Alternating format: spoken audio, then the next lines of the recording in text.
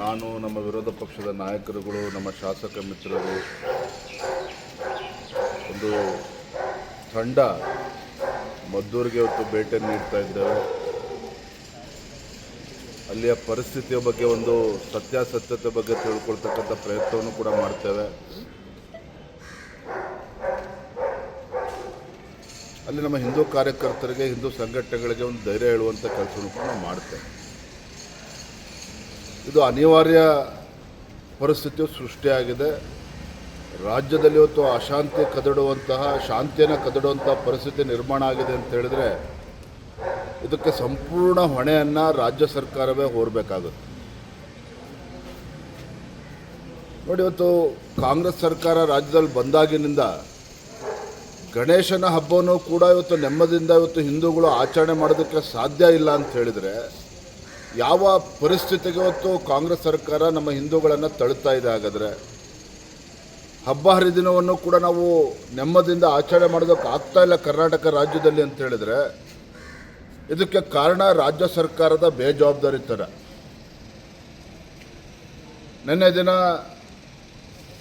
ಭದ್ರಾವತಿ ಶಾಸಕರು ಹೇಳಿಕೆಯನ್ನು ನೀಡಿದ್ದಾರೆ. ನಮ್ಮ ಮುಂದಿನ ಜನ್ಮದಲ್ಲಿ ಮುಸಲ್ಮಾನಾಗಿ ಹುಡ್ತೇನೆ ಅನ್ನೋ ಮಾತನ್ನು ಹೇಳಿದ್ದಾರೆ. ಅವ್ರು ಮುಂದಿನ ಜನ್ಮದಲ್ಲಿ ಏನಾಗಿ ಹುಟ್ಟಬೇಕು ಅದು ಒಂದು ಕಡೆ ಆದರೆ ತಡೆ ಯಾಕೆ ಮಾಡ್ತಾರೆ? ಈಗಲೇ ಮುಸ್ಲಿಮಿಗೆ ಕನ್ವರ್ಟ್ ಆಗ್ಬೋದಲ್ಲ. ಆದರೆ ಈ ಹೇಳಿಕೆಗಳಿದೆಯಲ್ಲ, ಒಂದು ಕಡೆ ಹಿಂದೂಗಳ ಮೇಲೆ ರಾಜ್ಯ ಸರ್ಕಾರದ ಕುಮ್ಮಕ್ಕಿನಿಂದನೇ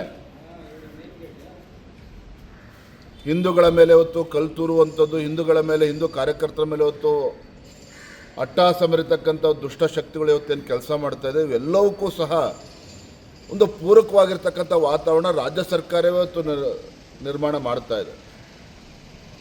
ಎಲ್ಲೋ ಒಂದು ಕಡೆ ರಾಜ್ಯದ ಮುಖ್ಯಮಂತ್ರಿಗಳಿಗೆ ಈ ರಾಜ್ಯದಲ್ಲಿ ಕಾನೂನು ಸುವ್ಯವಸ್ಥೆ ಸರಿಯಾಗಿರಬೇಕು, ಶಾಂತಿ ಇರಬೇಕು ರಾಜ್ಯದಲ್ಲಿ ಅನ್ನುವ ಬಯಕೆ ರಾಜ್ಯ ಸರ್ಕಾರಕ್ಕೆ ಇಲ್ಲವೇನೋ ಅನ್ನುವ ಆತಂಕ ಇವತ್ತು ರಾಜ್ಯದ ಜನರಲ್ಲಿ ಮೂಡ್ತಾ ಇದೆ.